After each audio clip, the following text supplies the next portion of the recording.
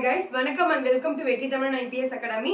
இன்னைக்கான வீடியோல நம்ம என்ன பார்க்க போறோம் அப்படினா 6th ஸ்டாண்டர்ட்ல இருக்கக்கூடிய சமூக அறிவியல்ல இம்பார்ட்டன்ட் क्वेश्चंस தான் நம்ம வந்து பார்க்க போறோம். ஓகேவா? சோ கமிங் சூன் வந்து பாத்தீங்கன்னா PC நோட்டிஃபிகேஷன் வந்து வர போகுது. and essay க்கு வந்து பாத்தீங்கன்னா எக்ஸாம் டேட் வந்து பாத்தீங்கன்னா சொல்ல போறாங்க. சோ டைம் வேஸ்ட் பண்ணாம இருக்கிற கொஞ்சம் நேரம் எல்லா நேரத்துலயுமே வந்து பாத்தீங்கன்னா ஸ்டடி வந்து பண்ணீங்கன்னா கண்டிப்பா 2025ல வந்து பாத்தீங்கன்னா உங்களுடைய கோலை வந்து அச்சீவ் பண்ணலாம். சரி ஓகே வாங்க வீடியோக்குள்ள போகலாம். Question number 26. காளிதாசர் யாருடைய அவையில் பணியாற்றினார்? காளிதாசர் யாருடைய அவையில் பணியாற்றினார்? ஆன்சர் ஆப்ஷன் பி, இரண்டாம் சந்திரகுப்தர். ஓகேவா? இவருடைய அவையில இருந்தவங்க வந்து பாத்தீங்கன்னா நவரத்தினங்கள் அப்படின்னு சொல்லிட்டு சொல்லுவாங்க. அதுல ஒருத்தர் தான் வந்து பாத்தீங்கன்னா அவர் வந்து பணியாற்றி இருப்பாரு. ஓகேவா? நெக்ஸ்ட் இந்திய நெப்போலியன் அப்படின்னு அழைக்கப்படுறது தான் யாரு அப்படின்னா சமுத்திரகுப்தர் அப்படின்றவங்க. நெக்ஸ்ட் குமாரகுப்தர் அப்படின்னா நாலந்தா பல்கலைக்கழகத்தை தோற்றுவித்தவர் தான் வந்து பாத்தீங்கன்னா குமாரகுப்தர் அப்படின்றது. அதாவது வெற்றிக்கு பிறகு போரை துறந்த முதல் அரசர் யாரு அப்படின்னா அசோகர் அவர்கள். Question number 27. சூரிய சித்தாந்தம் என்ற நூலை எழுதியவர். சூரிய சித்தாந்தம் என்ற நூலை எழுதியவர். Answer option B, Aryabhata. இவங்க தான் வந்து பாத்தீங்கன்னா சூரிய சித்தாந்தம் அப்படின்ற நூலை எழுதியிருப்பாங்க. ஓகேவா? சூரிய மைய கோட்பாடு, அதாவது வந்து பாத்தீங்கன்னா சூரிய மைய கோட்பாடு அப்படின்ற நூல் யாரு அப்படின்னா கோபர் நிக்கல்ஸ். ஓகேவா? நெக்ஸ்ட் விஷாக முத்துராட்சம் அப்படின்ற நூலை எழுதினவர் தான் யாருன்னா விஷாகதத்தர் அப்படின்றவங்க. Question number 28. சட்டத்தின் முன் அனைவரும் சமம் என கூறும் விதி. சட்டத்தின் முன் அனைவரும் சமம் என கூறும் விதி எது அப்படின்னா ஆன்சர் ஆப்ஷன் ஏ, விதி 14.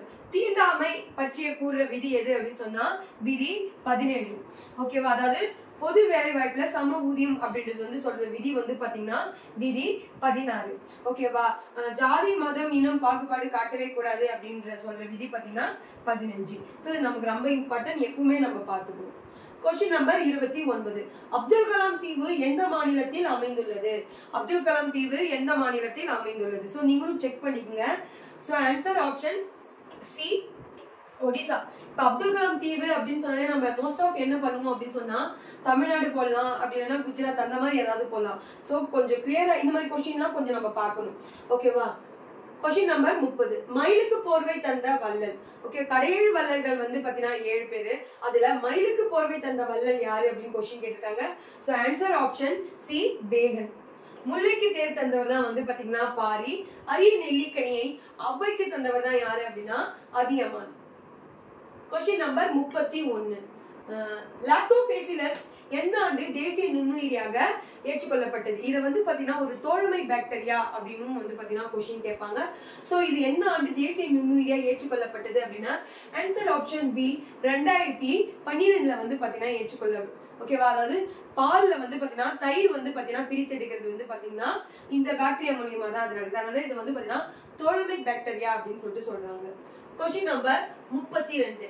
ஐகோல் கல்வெட்டு எந்த மொழியில் எழுதப்பட்டது? ஐகோல் கல்வெட்டு எந்த மொழியில் எழுதப்பட்டது?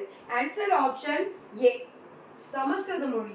ஓகேவா? இரண்டாம் புலிகேசி பத்தி தான் பொறிக்கப்பட்டதுதான் வந்து பாத்தீங்கன்னா இந்த அவருடைய காலத்துல வந்து பொறிக்கப்பட்டதுதான் வந்து பாத்தீங்கன்னா இந்த ஐகோல் கல்வெட்டு. அது எந்த மொழி அப்படின்னா சமஸ்கிருத மொழி. Question number 33. திருப்பூர் குமரனுக்கு எந்த ஆண்டு அஞ்சல் தலை வெளியிடப்பட்டது? திருப்பூர் குமரனுக்கு எந்த ஆண்டு அஞ்சல் தலை வெளியிடப்பட்டது? Answer option D, 2004. Question number 34. இந்திய அரசியலமைப்பு நாள். சோ ஆன்சர் அதாவது இந்திய அரசியலமைப்பு நாள் எது அப்படின்னு சொல்லி கேக்குறாங்க. So answer option A, November 26. ஓகேவா? சோ இது ஒவ்வொரு நாளும் எந்த நாள் வந்து இந்திய அரசியலமைப்பு நாள் அப்படின்னா நவம்பர் 26. அது எந்த மாசத்துல நம்ம அதை செலிப்ரேட் பண்றோம் அப்படின்றத நீங்க கமெண்ட்ல வந்து ஆன்சர் பண்ணுங்க. Question number 35.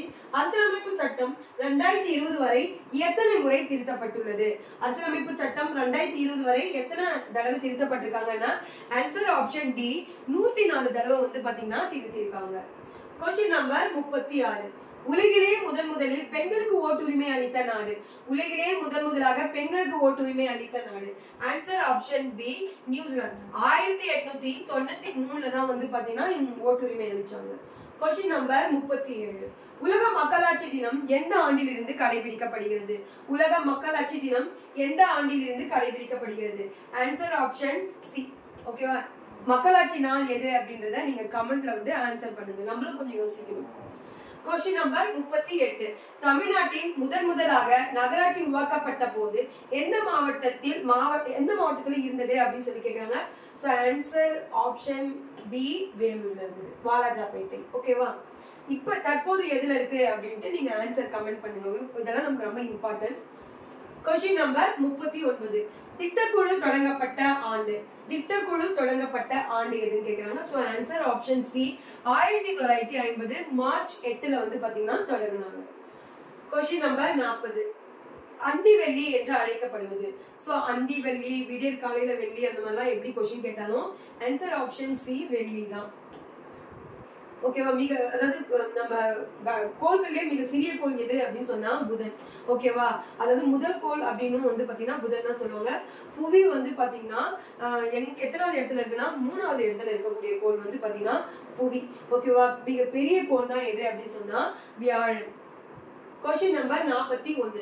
புவிக்கு அருகில் உள்ள விண்மீன் திரள் மண்டலம். புவிக்கு அருகில் உள்ள விண்மீன் எது அப்படின்னு சொல்லிட்டு கேட்டா ஆன்சர் என்ன போடணும்? விண்மீன் எதுன்னு கேட்டா ஆன்சர் வந்து பாத்தீங்கன்னா ஆல்பா சென்ட்ரி அப்படின்னு போடணும். இங்க என்ன கொஸ்டின் கேட்டிருக்காங்க பாருங்க நல்லா. விண்மீன் திரள் மண்டலம் எதுன்னு தான் கொஸ்டின் கேட்டிருக்காங்க.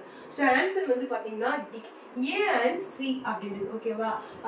அட்ரோமோடா மேடா, நெக்ஸ்ட் மெக்காலின் கிளவுட்ஸ் அப்படின்ற இந்த ரெண்டு தான் வந்து பாத்தீங்கன்னா புவிக்கு அருகில் உள்ள விண்மீன் திரள் மண்டலம். கொஸ்டின் பார்க்கணும் கரெக்டா. Question number 42. எந்த கோளில் பலத்த காற்று வீசும்? சோ எந்த கோள்ல வந்து பாத்தீங்கன்னா பலத்த காற்று வீசும் அப்படின்னு கொஸ்டின் கேட்டிருக்காங்க. சோ ஆன்சர் ஆப்ஷன் சி நெப்டியூன்ல தான் வந்து பாத்தீங்கன்னா பலத்த காற்று வீசும். Question number 43. சர்வதேச மலைகள் தினம் வந்து எப்போ அப்படின்னு சொல்லிட்டு கொஸ்டின் கேட்டிருக்காங்க.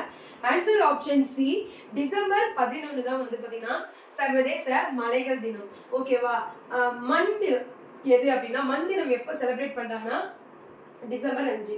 உலக மனித உரிமை நாள் எப்ப செலிப்ரேட் பண்றாங்கன்னா டிசம்பர் 10. ஸோ அடிக்கடி இந்த கொஸ்டின்ஸ் வந்து கேட்பாங்க. இது மூணுமே நம்ம பார்த்துக்கணும். ஓகே. Question number 44. உலகின் பெரும் மருந்தகம் என அழைக்கப்படுவது வெப்பமண்டல மழைக்காடுகள். ஸோ ஆன்சர் ஆப்ஷன் சி வெப்பமண்டல மழைக்காடுகள் தான். Question number 45. கங்கை நதி எந்த கடலில் கலக்கிறது? சோ ஆன்சர் ஆப்ஷன் ஏ வங்காள விரிகுடால வந்து பாத்தீங்கன்னா கலக்குது. Question number 46. 3 நாகரிகங்களின் தாயகம் என அழைக்கப்படுவது.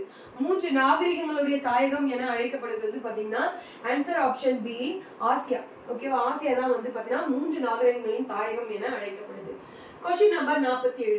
ஐரோப்பா கண்டத்தின் முதன்மை சமயம் எது? ஐரோப்பா கண்டத்துல முதன்மை சமயம் ஃபர்ஸ்ட் அவங்களுடைய சமயம் எது அப்படின்னா கிறிஸ்துவம். ஓகேவா? கிறிஸ்டியானிட்டி. இதுதான் வந்து பாத்தீங்கன்னா ஐரோப்பா கண்டத்துல முதன்மையான ஒரு சமயமா இருந்தது. இதான் ஃபர்ஸ்ட் அவங்க வந்து பின்பற்றினாங்க. Question number 48. இந்தியாவின் வழியே எத்தனை தீர்க்க கோடுகள் செல்கின்றன?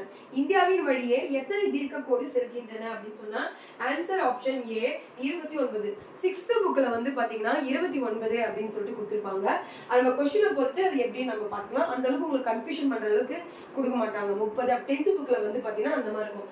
எத்தனை தனக்கு தானே வச்சுக்குது அப்படின்னா 30 அப்படின்ற மாதிரி பார்த்திருப்போம். சோ இந்தியாவின் வழியே எத்தனை தீர்க்க கோடு செல்லுது அப்படின்னா 29.